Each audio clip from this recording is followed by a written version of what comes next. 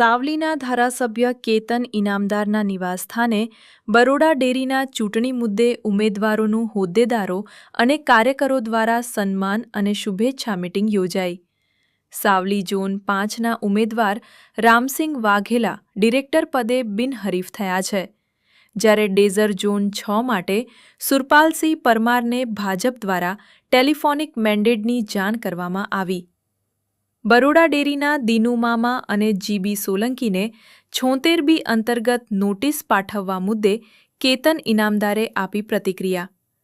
પશુપાલકોને આટલું બધું પ્રોત્સાહન સરકાર આપતી હોય ત્યારે કયા કારણસર ક્ષતિ રહી ગઈ છે? ક્ષતિ રહેવી એ પણ ખોટું કરેલા કૃત્ય સમાન છે.